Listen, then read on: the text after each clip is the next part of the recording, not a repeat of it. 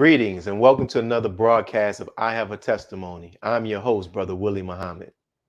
God came to us to seek and to save that which was lost. He raised a man from among us. He, the Honorable Elijah Muhammad, laid the foundation. What I'm doing is something that comes from him through me, and the thing that he uses in me to do the work is my faith in him and the word that he taught. To produce men and women who wanted to clean up their life and build an independent nation for the glory of God. Greetings. Today we are blessed to have as a guest student minister, Brother Robert Muhammad of Muhammad Mosque, number 35 of Wilmington, Delaware. Here's a clip of him introducing one of our Nation of Islam scholars, Brother Dr. Wesley Muhammad. If the Caucasian would accuse God of taking advantage of him, because the Caucasian could say, "Here, God, you made me. You made me a vessel of dishonor. Come on. You made me this vessel to hate you and to hate the original people. Now you just want to kill me. Why would you do this, God?" Come on, come on. But Almighty God, he doesn't go like that. The Honorable Minister Farrakhan says that he raises one from between the knees of Pharaoh. And he gives that man the power and the juice to slay Pharaoh. So what we are saying today, that a man that you thought was dead, today is his 120th birth anniversary, and he is alive. Praise be to Allah. Assalamu alaikum, dear brother. Salam, sir. How are you, brother student? I'm striving by Allah's grace, man, and we thank you for accepting our invitation to be a guest on the show. Thank you for having us. And salute to your wife for advocating as well, my brother. Oh, it's yes, always sir. good to have that help me. So we'll get right to it. I'd like to jump right into the actual interview. So I would like to begin this interview by asking you to share your journey to Islam as taught by the Most Honorable Elijah Muhammad. You know, how did you first learn about these marvelous teachings? Yes, sir, brother. I had come home from college. I had went to Bowling Green State University, and I'd come home to Atlantic City, and I needed a job. So the casino industry was hiring, and so my first job I got for the summer was at the Golden Nugget Hotel Casino, and I was a bar porter. There was a good job for me because I didn't drink. I didn't like drinking. Weed was my thing. But what happened was, it was a brother that was from Philadelphia that was training me to be a bar porter. And so what happened, I saw a black man and a white woman walking by the bar. And I said to myself, I said to him, it looks as though we're coming together. And when I said that, this brother named Brother Jerome began to teach me. Now, I never heard of Elijah Muhammad. I never heard of Minister Farrakhan because my father was in the Air Force and we traveled the world. So when we come back to Atlantic City, Pleasantville area, I go off to school, come back, never heard of him. So when this brother went and taught me for about an hour and a half about Elijah Muhammad, Master Farrakhan Muhammad, and Minister Farrakhan, I believed him, but I never saw a picture of the Savior, Elijah Muhammad, or Minister Farrakhan. After an hour and a half of he teaching me about the Nation of Islam, I believed it on sight. And I asked him, well, how do I meet this man? Where can I go?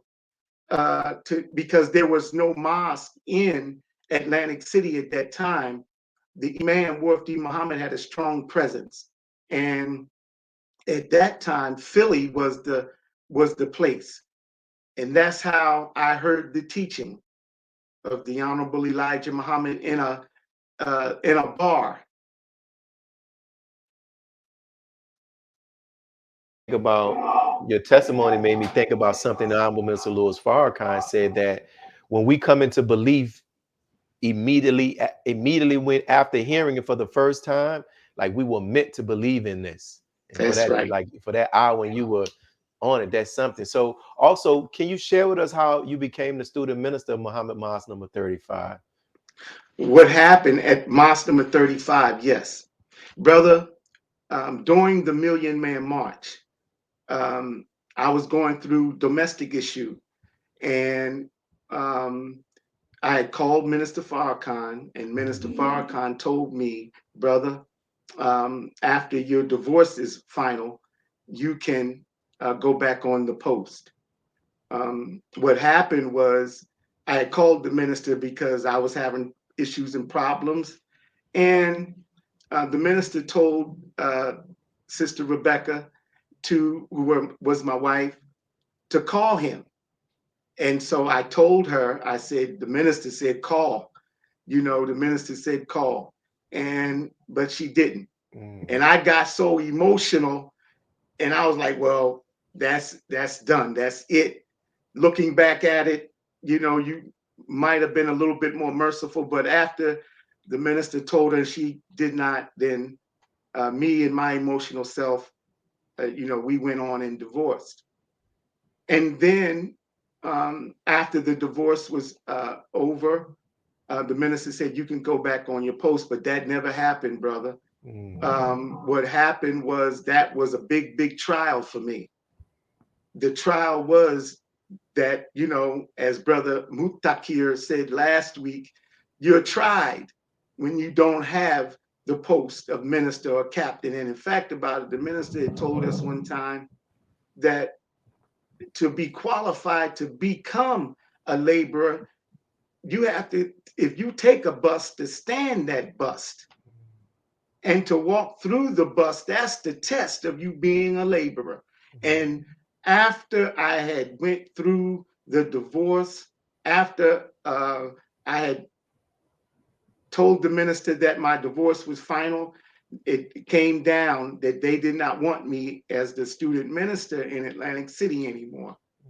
So at that time, Brother Rodney was given, around that time, Brother Rodney was given the Delaware Valley. So he used me. And so what happened, the minister would tell me to meet him here, meet him there, because he was still traveling on the East Coast. But every time I got to the door, for some unfortunate reason, I never got an opportunity to see the minister. And so 5 years later, I'm still in the mosque, doing what I'm doing, helping Minister Rodney in Philadelphia or whatnot. I wrote the minister. Then I called it. Then it was Sister Sophia, Minister Farrakhan's administrative assistant. I called to see whether or not she got my letter. She said, brother, I'm on my way to Phoenix and I'm going to give Minister Farrakhan the letter. And so I was just letting the minister know what I was doing. That was on a Wednesday. On a Friday night in study group in Philadelphia, Brother Rodney called me to his office and asked me, did I want to go to Wilmington, Delaware? I was going in and out because Minister Rodney was servicing Wilmington, Delaware, and all of those that were in the ministry class in the Delaware Valley. Wilmington did not have a student minister, and then we would switch up. And that's how I became the student minister of Wilmington, Delaware. And then it was a picture that I sent to you with me and the minister and Mother Khadija. And it was when we went to Chicago, we met in the gymnasium, Brother Willie, and the minister had went into details about his life or whatnot. Yes, sir. After it was 5 years after of trials and tribulations, 5 years, and the minister that was taken in the vestibule of the Salam restaurant. And the minister looked around and he said, "Brother Robert, come here, brother." And brother, he told me, trials purify. He said, "You're a better man, a wiser man, a better minister, a wiser minister. You may go on, brother. Nobody gonna bother you." It was, and so, brother, I was so joyful, but in tears because of what I had went through to get back by Allah's grace as a student in the ministry class. Wow, beautiful, man. And we're coming up about 4 more minutes before our break, and I'll ask you this question, but thank you for sharing that, my brother. You know, what are some of the lessons that you have learned from your years as a laborer, you know, that you can share as a laborer in the ministry that you can share with others who are in the ministry? Patience. Be patient with yourself and your self-development into that which the minister is guiding us.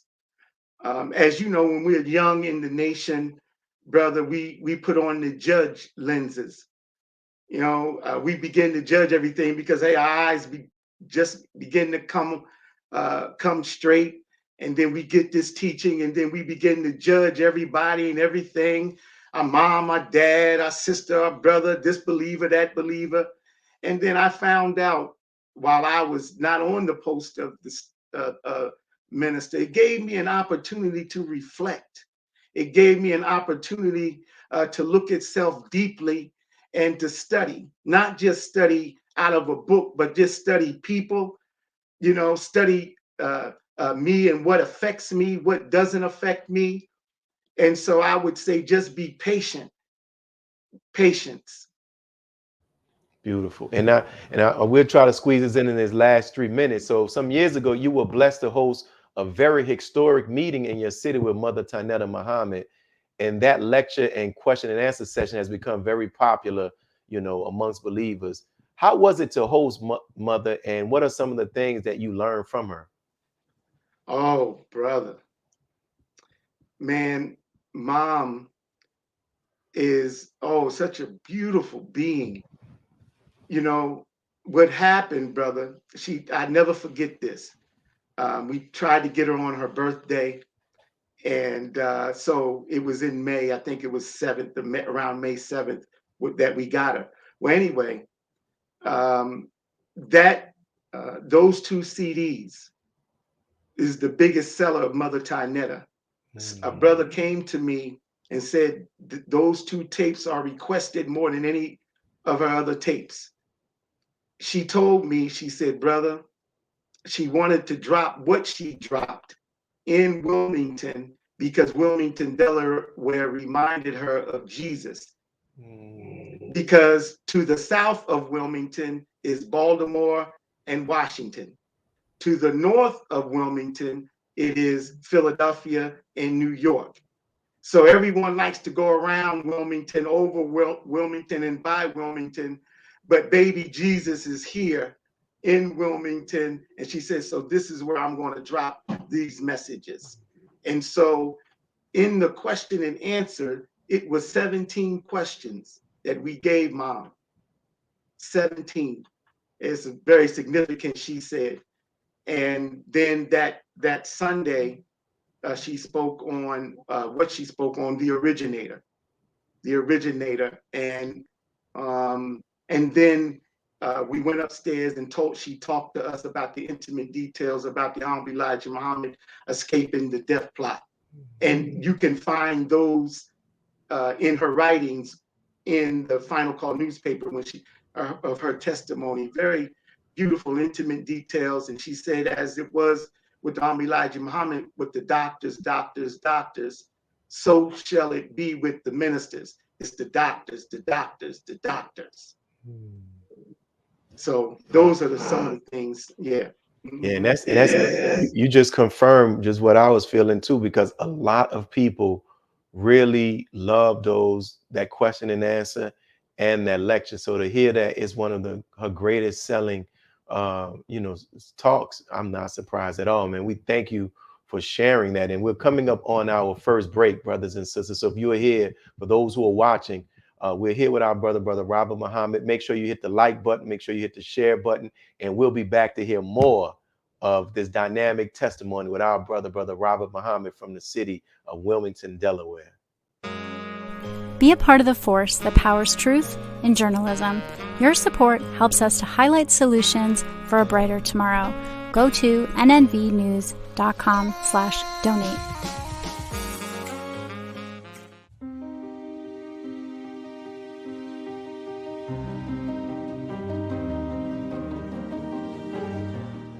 Now you can get the same uncompromising truth you've come to expect from the Final Call newspaper on all your connected devices. Subscribe to the Final Call Digital Edition today. Go to subscribe.finalcalldigital.com.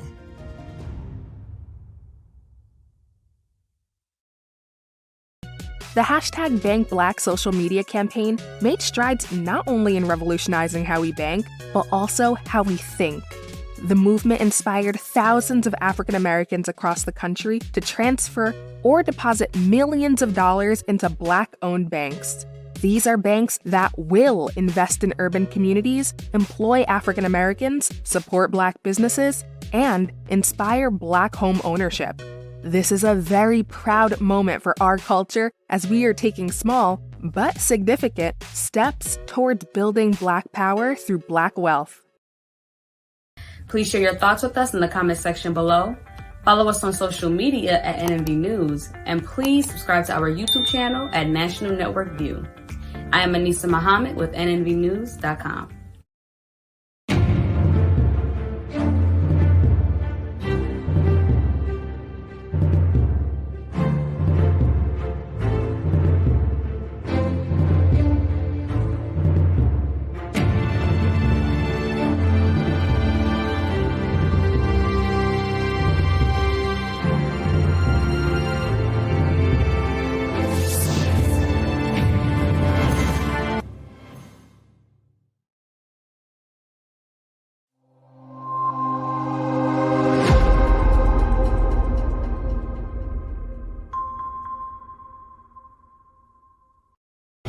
And we're back, brothers and sisters, and thank you all for returning. We're here to continue our interview with Brother Robert Muhammad. I want to ask this question. I was told that the first time you met the Honorable Minister Louis Farrakhan was during this Spinks and Mike Tyson fight in Atlantic City. Can you share with us that experience? Sir. Yes, sir. At that time, we were trying to get Minister Farrakhan to Atlantic City. And Brother Jamil had told me the minister was traveling and you should try to get him to Atlantic City. So during that June 18th was the fight. And starting the end of May, the beginning of June, we started asking the minister to come. We put it out there in the city and it was controversy. So June 18th, Brother Sharif, he wasn't the supreme captain then. I got a call. He said, the packages will be here. I want you to meet me at such and such and so and so. So when I got the call, I went and went to his hotel room. And brother, for the first time, when I came into his hotel room, he was sitting down. He had a white sweat jack suit on, and he was reading the New York Post. And so I come around, he never acknowledged me. He kept his head down. And then I got in front of him. And so he still kept his head down. And then he shook his head and then looked up at me. And then we greeted, and I said, Brother Minister, I love you. And he said, brother, I know you love me. After that experience, I knew that obviously he was reading me. At least I thought so. And so what happened, we sat down, we talked, or whatnot. He said, brother, I'll come to the city.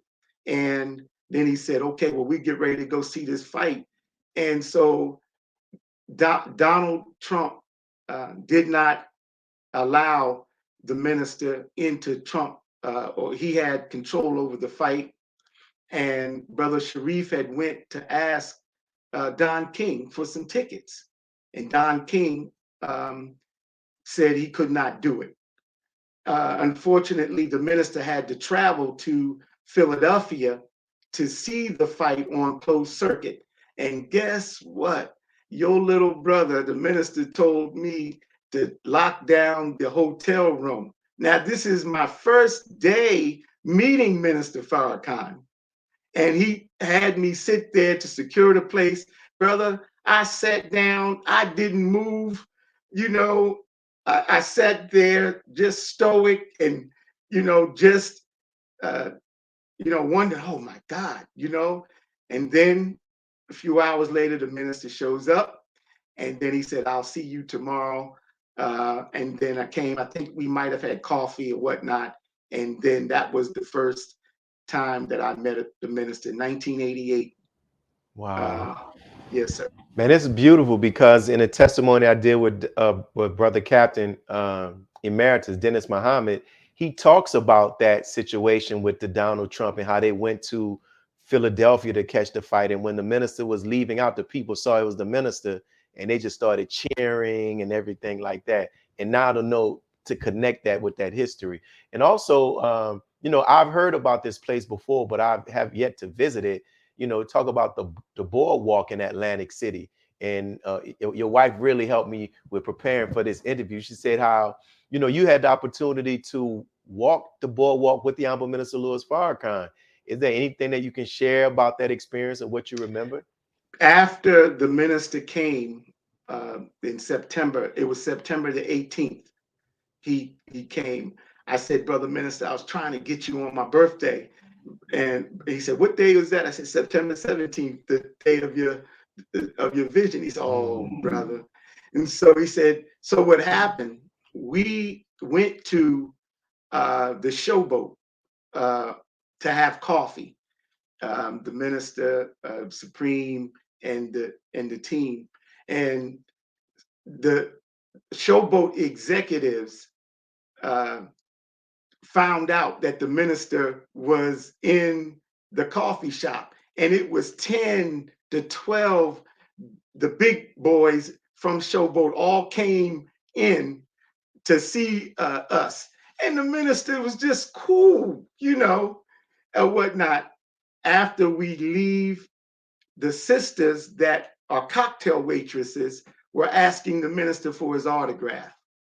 So as we exit Showboat, we walking down the boardwalk, and then he's just teaching me. He said, brother, I gave you people. And he gave me instructions of how to cultivate and guide the people. Now I'm still young. I think I was like maybe 23 years old when we brought the minister in 1988 to Atlantic City. Still young and just ignorant in a lot of ways.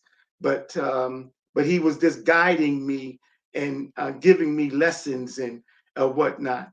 And that was the walk that we had down the famous boardwalk in Atlantic City. Also able to have dinner with the minister during the early rebuilding stages of the Nation of Islam, I was told. So are there any memories from that time or any little jewels that you can share that he may have shared with you all at the dinner table? Yes, plenty. My first time being at the table was in 1988. From 1988 on, by Allah's grace, I've just been blessed. But it was one instance, brother, and you might have been there. Remember that time when the minister said that he didn't know most of the student ministers, and we were at his table, and that he wanted us to stand up and ask, well, who made you minister? And I want to approve you, or I want to qualify you. And So I was the third one. It was two people, and I was the third one that got up. And you know, brother, when you at the boss's house and you got to stand up, you on display. And I was so nervous. So when I get up, the minister says, brother, I hear you doing pretty good. I didn't say nothing. And he said, have you filled the mosque yet? I said, no, sir. He said, well, fill it and then go get another one and fill that. And then he went on. And then he said to the people, he said, this brother knows the teaching. I didn't hear that, but it was student minister from Durham, North Carolina, not the brother that's there now, but the brother that preceded him, Brother David. Brother David said, brother, did you hear what the minister told you? And I was like, no, because I was so nervous, and on the spot there that I didn't hear none of that. And then he told me, and I said, man, I didn't believe it, that I knew the teaching. And then I went home and reread Message to the Black Man, Our Savior Has Arrived, memorized my lessons. So I said, if he said that, I'm going to make sure I'm going to try to know this thing. So that was one of the biggest things. And then, brother, I remember one time he beat me up. This was the second time, and he tried me. And I had to go to Norfolk, Virginia. He was at the Scope in Norfolk, Virginia. And we were getting Minister Farrakhan to come to Atlantic City for the second time. So when I get into the hotel room, the minister looks at me and he starts to get on me because he said, brother, you look like you picked up about 40 pounds. And then he would talk to other people. Mother Khadijah went to get a slice of birthday cake, and my wife would tell you, I love birthday cake, brother. Man, for me to get man, please. The minister was on me for about a half hour, brother, beating me up about my weight. And these were people that were there looking in on that. And I was just like, wow. And guess what? What happened, brother, at the end, on our way walking out, the minister looked at me and I had a check in my hand that the believers raised. We raised about $1,500 or some more to give to the minister because, the Quran teaches us about giving the messenger when we're about to see him a gift. And so I gave him that and he smiled at me. Now, I don't know whether or not he knew, but I knew the God knew. So the God was probably testing him, testing me through him. All right. And then you know how we as Negroes act when we get mad. I ain't going to give up nothing. But I gave it up and I smiled. So when he saw me again, when he came to the city, I worked on my weight and got that bad boy down. Praise be to Allah. Beautiful story, man. And I really appreciate you sharing that because, sometimes people won't share stuff like that, but you talk about that trial and the success of you passing it as well, man. So time is flying by so fast and we still have another half an hour of this interview. For those who are watching, stay tuned to hear more of this interview with our beautiful brother Robert Muhammad, and make sure you continue to keep sharing this and asking others to join on as well. Peace. Be a part of the force that powers truth in journalism. Your support helps to combat false media. Cash App NNV News. AsiaticMinds.com. Online education, helping our children to discover their God-given skills, gifts, talents, and passion that will allow them to see their greatness, as well as the greatness of our people. And upon discovering that greatness, infusing them with the desire to use it for the betterment of themselves, their families, our people, and the world. 2022 through 23 enrollment waiting list open now. Visit AsiaticMinds.com. Worldwide, 24 hours a day, 7 days a week. Download the Final Call Radio app and take us everywhere. On your phone, on your computer, on your tablet, on Instagram, Facebook, and Twitter. You can also log on to finalcall.com and click the Listen Live button, or finalcallradio.com. Final Call Radio, the official voice of the Honorable Minister Louis Farrakhan and the Nation of Islam. Thank you for tuning in to NNV News. Please share your thoughts with us in the comments section below. Follow us on social media at NNV News, and please subscribe to our YouTube channel, National Network View. This is Clifton Muhammad with NNVnews.com.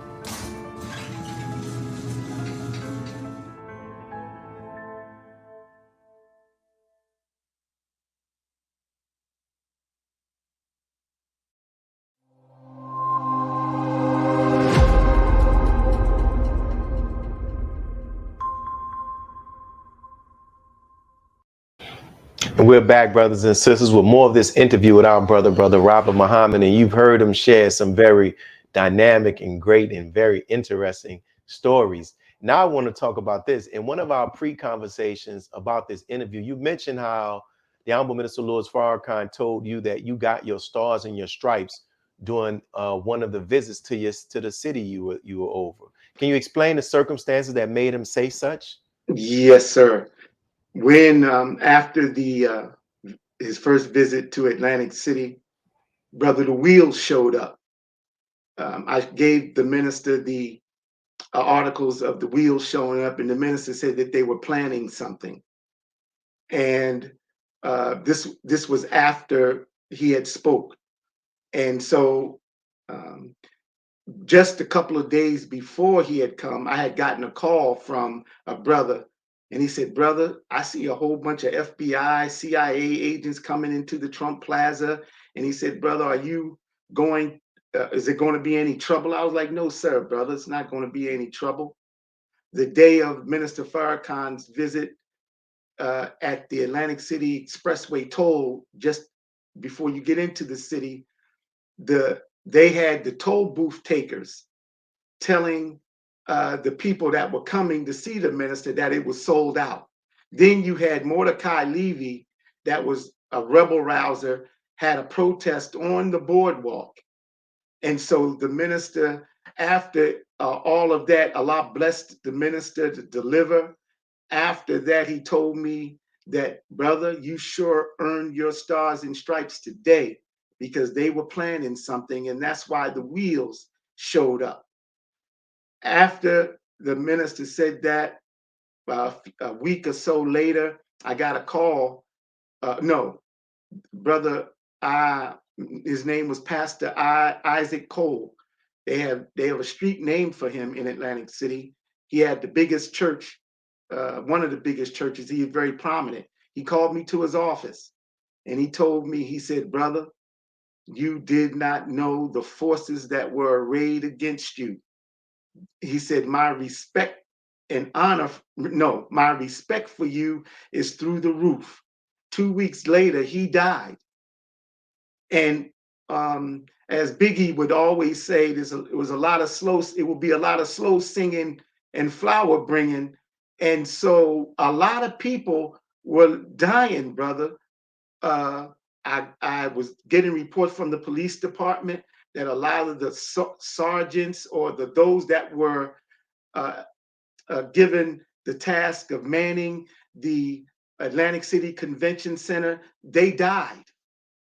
And so the words of the minister came back that they were planning something, and Allah God took care of business when his servant got up out of the city. Definitely. Wow, you added more to that, and that definitely I can see why he said with the stars and the stripes. Thank you for sharing that. And in your talks, you also talked about, you mentioned this earlier when I asked you this question. When you say you were on the boardwalk with the Honorable Minister Louis Farrakhan, he was giving you guidance on how to grow people, how to move people. Is there any part of that that you can share with us? Some of the guidance that he gave you, regarding that? Yes. He said, "You love me?" Yes, sir, brother minister. Then follow my example. That was it in short. Follow my example and my That's lead. it. And I do. And Mm, so Allah blessed us to be successful by me doing that. And so Allah blessed us to come to my status there. And then when I came to Wilmington, Delaware, it frightened me so much that we grew so fast. So when I got to Wilmington, we only had about 8 believers. And within a year and a half, we had become a mosque. We got our number back. But the prescription of that was he telling me to uh, feed my sheep and follow his example. That was the short of it. And that's all I needed.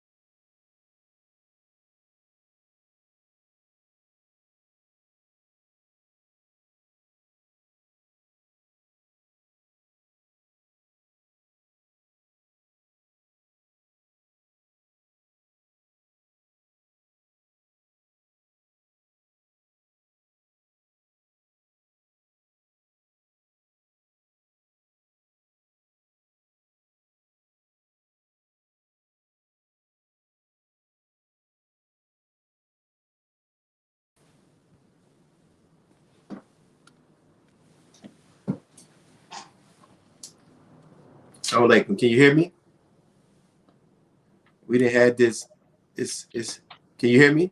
Yes, sir. We're gonna work. We're gonna work and overcome obstacles. So the last part that I heard you were talking about, the Honorable Minister Louis Farrakhan said to follow his example, and you can pick up from there. Right. And to feed my sheep the way that he does. Mm. And so that has always, I have always strived to do that. And Allah has always blessed all of us. Obviously, when we do that, we are successful. Mm. And so that was his instructions and guidance to me then. And that's always a thread in his messages to us. Mm. Beautiful, beautiful. Mhm. And also, you talked about how talk about when you talked about how the minister stood you up before the 300 laborers. You want to talk about that? Yes, brother. We had just the Atlantic City first one that was done and over with. we were raising money for the Mosque Mariam. And so we had a meeting in New York City, and all of the laborers had to be in New York. And so what happened was the minister relieved those that did not pay the pledge. And he said, it wasn't about the money, it was about principle. And so he said, all of those that did not complete stand. And both of my captains at that time, Brother Dean and Sister Doris, they did not complete their pledge. So the minister stood me up in front of the 300 laborers, and he said, brother, that's not good leadership. And he was dealing on me. And I sat there like a little puppy dog boy, didn't give, just sat there, yes, sir, yes, sir. And he was looking at me. Now, mind you, 3 weeks later, Allah had blessed us to put a dent in Atlantic City. And so now he's whipping me in front of the laborers, and he's looking, seeing how I'm taking it. And then he comes back and he said, oh, brother, here's my brother. He gave me such and so amount of this. And he brought me to Atlantic City, and then he praised me. But I believe that he wanted to see how I would act in front of the laborers after Allah had blessed us to do what we did in Atlantic City. Then he looked at me and he was on me, but then he praised me. And I said, wow, you just don't know, brother minister, the test after you and the trials after you go through, you be like, wow, oh boy, that was a doozy right there, So that's what happened. When you go back and you look at all of those trials, what are the lessons that you take away? How has it prepared you for your ministry and just your overall life? Oh, brother, man. Today, my little talk was dealing with the first sentence of the instructions given to the laborers, and I said, copy the answers of lessons of Minister Farrakhan. And so the answers to the problems is the lessons that he has given us throughout his life. And if we follow those answers that he has given us, like last Sunday, then we would be successful in all of our doings. Because at the end of it, he did say, I know I'm digressing, brother minister, but he did say, by him submitting to the Honorable Elijah Muhammad and obeying him and not denying him, look at how the minister, I'm putting this on, he's honored and respected all over the planet. He didn't deny him. And if we don't deny the minister and our little sphere of activity and influence, we would have that same effect.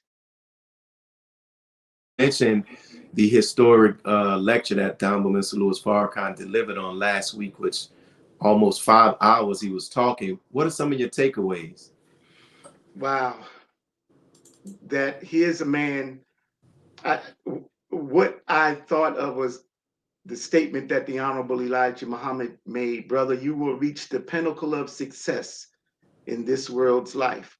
And I asked myself, I wonder what does that mean? But it was a scripture that came to me, and it says that with Jesus, I have overcome the world. And look at how the God and his Mahdi is blessing the minister to reach the pinnacle of success in this world's life and overcoming the enemy of God, without compromising the words and the way of the most honorable Elijah Muhammad. What an example. What answers that he gave us to our problems last week. And you know what? I looked at the study guide, the study material, self-improvement. Brother Jabril says it follows the pattern of creation. Mm.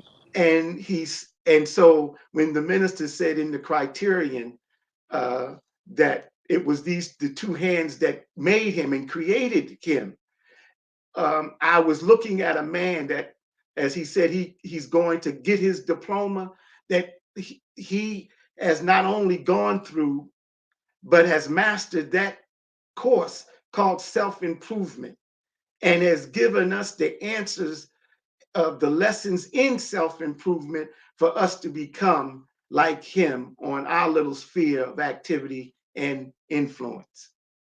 That's what I got out of it. Those were my thoughts. Beautifully said, brother. Beautifully said. We're glad that you shared that. So we're going to pause for our next break, and we have this last remaining 15 minutes. I'm enjoying this interview and all that you're sharing, and I appreciate your transparency. And we'll be right back with more of this interview with our brother Robert Muhammad.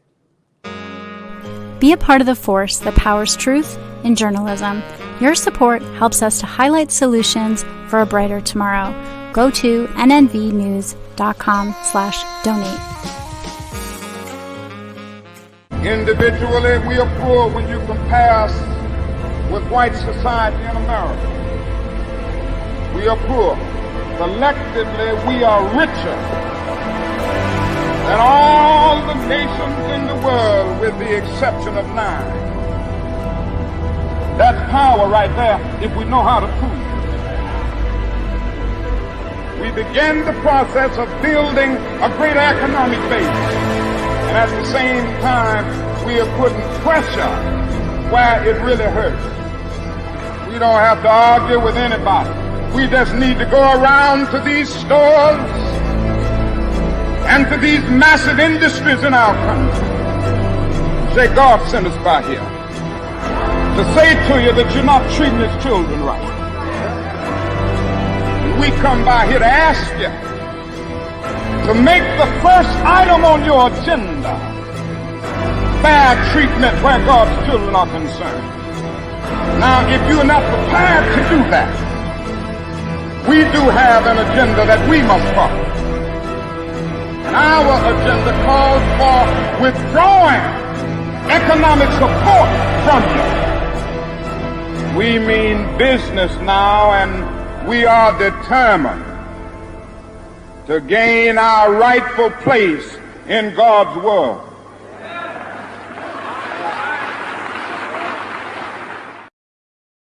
AsiaticMinds.com. Online education, helping our children to discover their God-given skills, gifts, talents, and passion that will allow them to see their greatness, as well as the greatness of our people.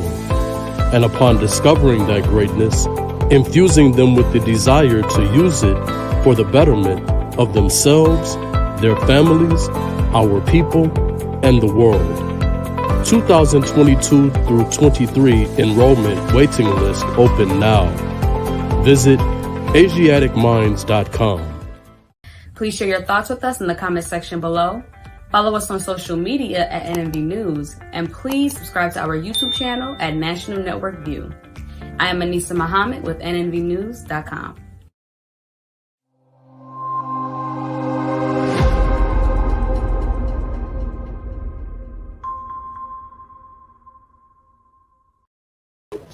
And we're back, brothers and sisters, to conclude this interview with our brother Robert Muhammad. I would like to ask you, as you reflect back on your times as a member of the Nation of Islam, what would you say have been some of the most profound lessons you have learned? The most profound lessons. Well, of course, obviously the minister is the lesson. And it was one of the things that Brother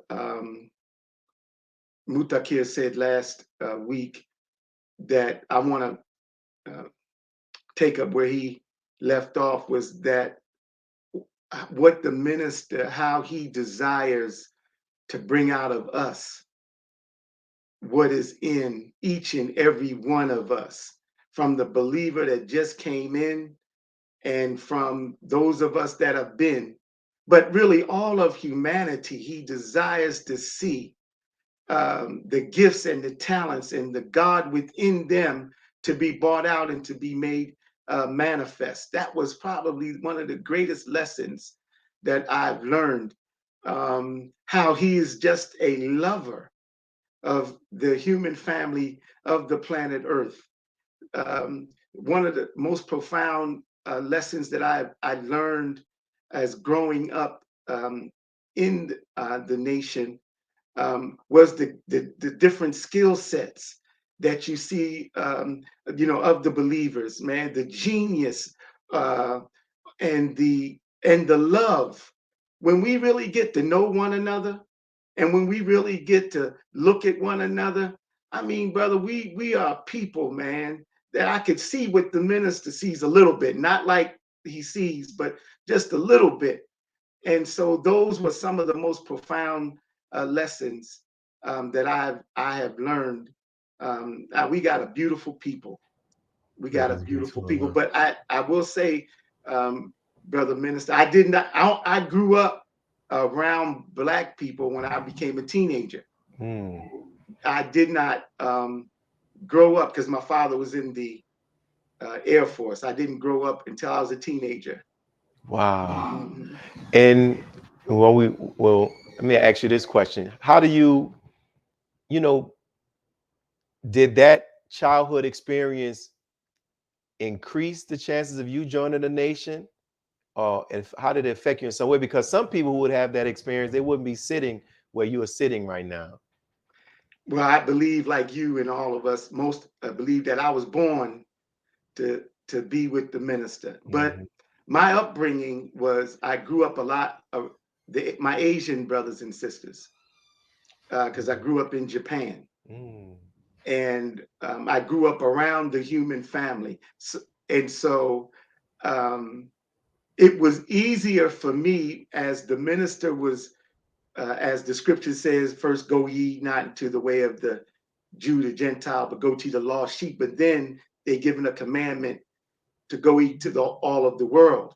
And so when I saw the minister reaching out to the different communities, I know some they were a little taken back by that, but to me, it was welcoming because of my interaction with the whole human family of the planet. I lived among Caucasian people, Asian people, and our Latino family as well.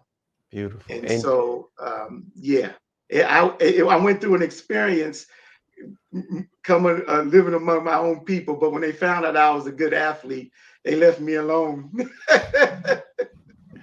Man, I often ask a lot of the people who appear on this show this same question, and because the whole purpose of this series is really just to record the testimonies, making our gospel. So, I would like to ask you the same. If you had the opportunity to stand before the world and testify to the quality of the Honorable Minister Louis Farrakhan, what quality would you choose to testify about him and why? He is a channel for God, brother, the channel. And it is his love. I was in a situation once, because the mosque here, Allah had blessed us very rapidly, but then we went through a trial, and I didn't know, brother, where to turn. So I had to call the minister because we were behind in our mortgage. And the minister, man, I wrote the letter. I apologized for having his followers in that condition. And the minister, man, gave us the money. No questions asked, and I told him I would not have that. And I would not have to do that again. And so, brother, he gave us, and the reason why we're still where we are in Wilmington, Delaware, mosque number 35, is because Minister Farrakhan. So his love, and he's just the channel of God, brother. And so what he has offered and given you can see there's no guile in him. There's no deceit. And so a man like him, that is pure like him, God can use, and he is using him.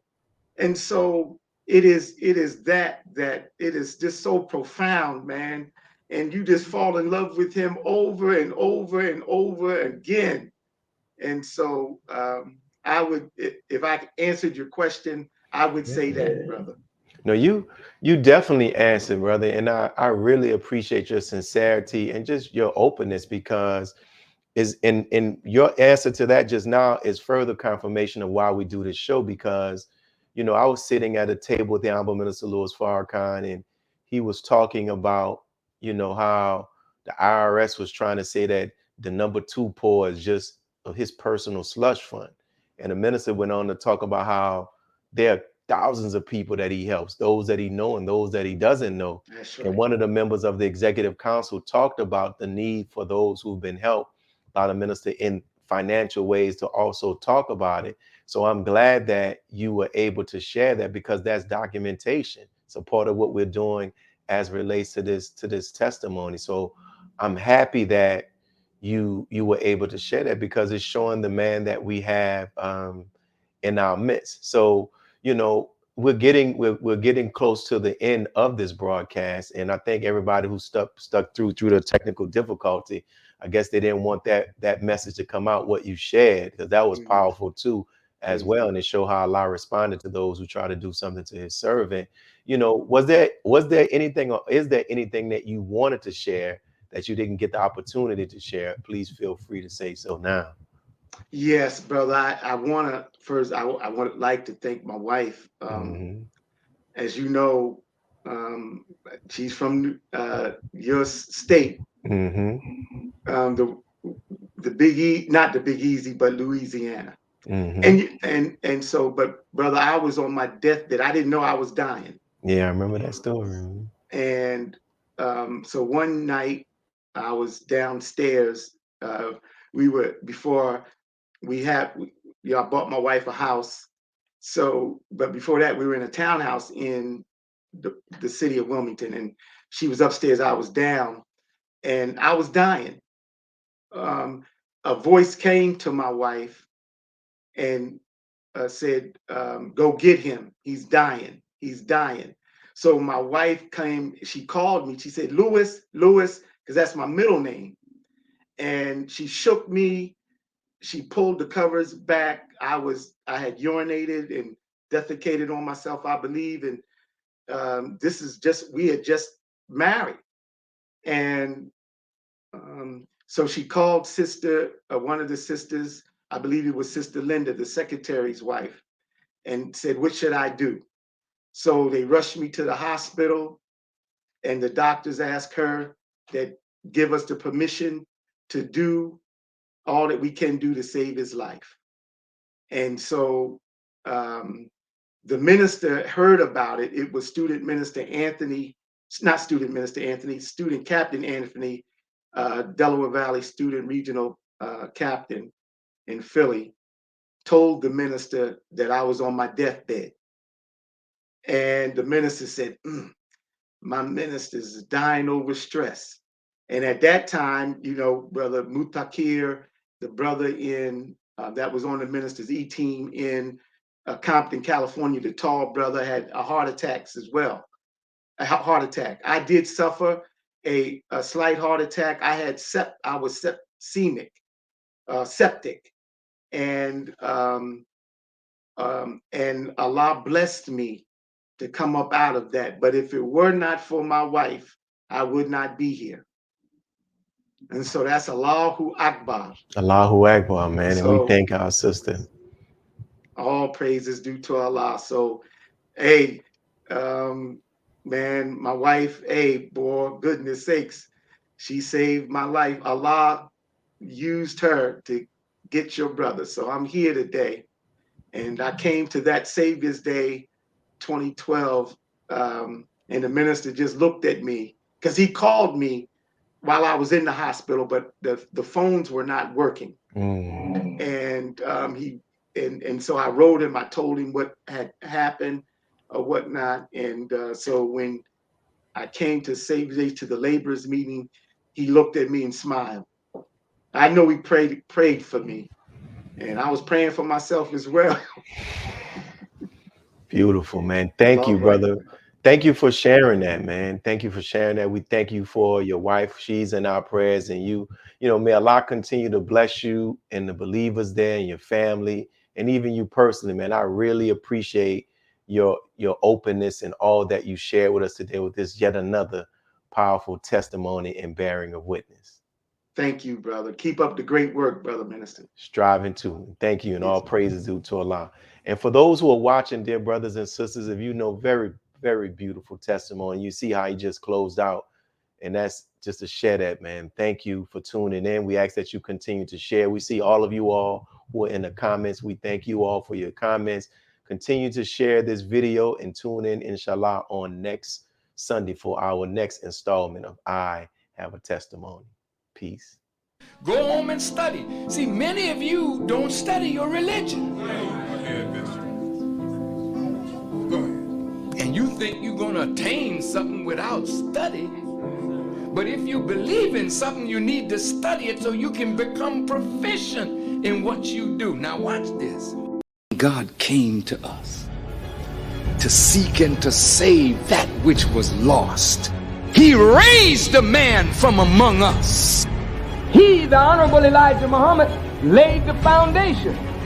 What I'm doing is something that comes from him through me, and the thing that he uses in me to do the work is my faith in him and the word that he taught.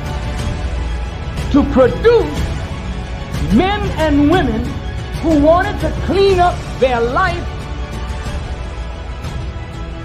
and build an independent nation for the glory of God.